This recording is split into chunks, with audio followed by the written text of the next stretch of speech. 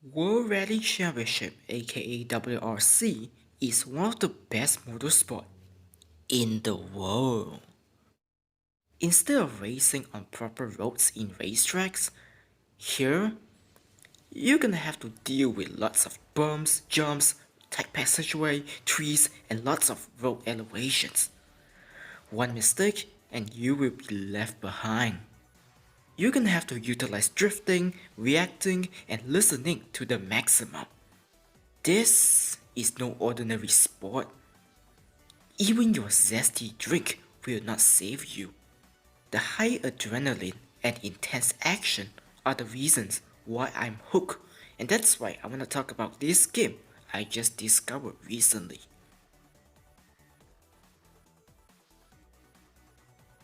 Drift Out is an arcade racing game initially making its debut in 1991. The game emphasized on rallying, where you have to compete against the clock in order to progress to the next stage. The game would be successful enough to spawn multiple sequels, and I will be looking at Neo Drift Out Neo Technology, released in 1996 for the Neo Geo arcade. The whole series was developed by Wisco Corporation, a Japanese company that doesn't ring a bell initially, but when you look deeper, it turns out they collaborated with Taito.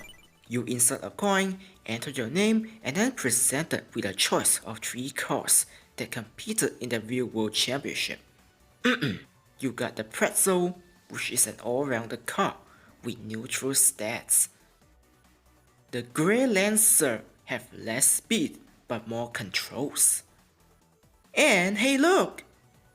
The Sega Rally mascot car have the highest top speed but inferior handling. Blue Pail, Red Pail, and Green Pail. It's up to you to decide.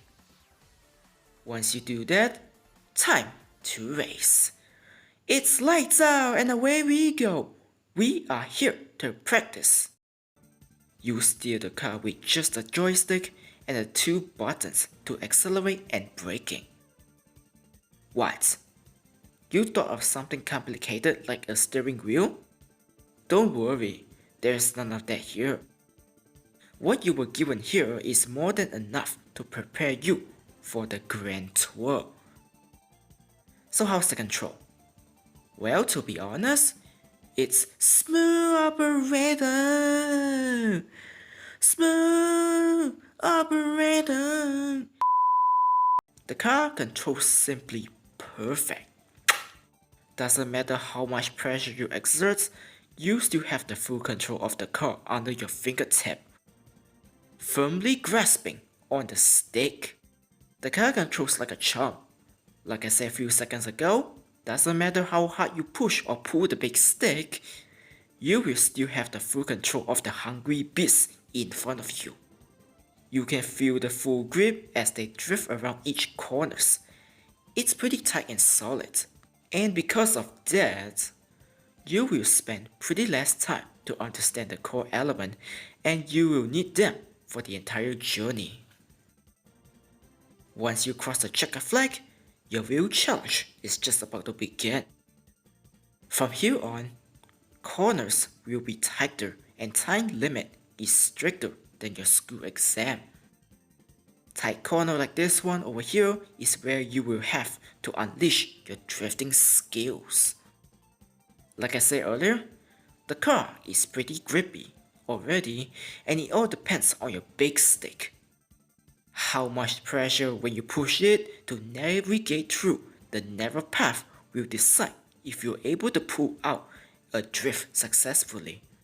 Push, release, pull. You know the drill. It also feels satisfying looking back at your run and saying to yourself, wow, I can't believe I did that. I was awesome. I bless the rains down in Africa. As for the graphics, for a 1996 game, and even today, I can say it still holds up well. Due to the fact that the whole game ran on sprites, it never showed its age. The visuals are vibrant, full of nice color palettes to bring up the mood of rallying even more compared to the previous entries. Look, I'm not saying those games are bad, but they certainly don't live up to the new drift out mechanism. I guess thanks to the power of the new Geo AES/MVS, this is a new technology that they love to mention. SNK, the future is now. Thanks to the feature, the game have endless possibilities. The sprite's artwork have lots of details, whether it's on the crowds, surroundings, or the car itself. I also gotta mention how immersive this game can be. Whenever you approach a corner and starts drifting, the camera zooms in closer to the ground and you before pulling out after you exit a particular corner. Hence, you will be more focused within the game because you will need every single one. Well, how hard can it be? Well, as you enter stage 3 Snowland, this is where the game will test your patience. There are too many tight corners this time around, and let's not forget the branching paths that the game loves to drop when you least expected it. The moment it appears on screen, you have less than a second to make your decision, and if you manage to get in there, you will save lots of time. But fail to do so? Well, prepare to use a continue. Those paths appear in every stage, but this place right here is where it becomes prominent in order to win. Okay, this is somewhat easier. While we're at it, let's not forget the brilliant soundtrack. Whether it was during the main menu, the starting lineup, or even the stages, they are very memorable.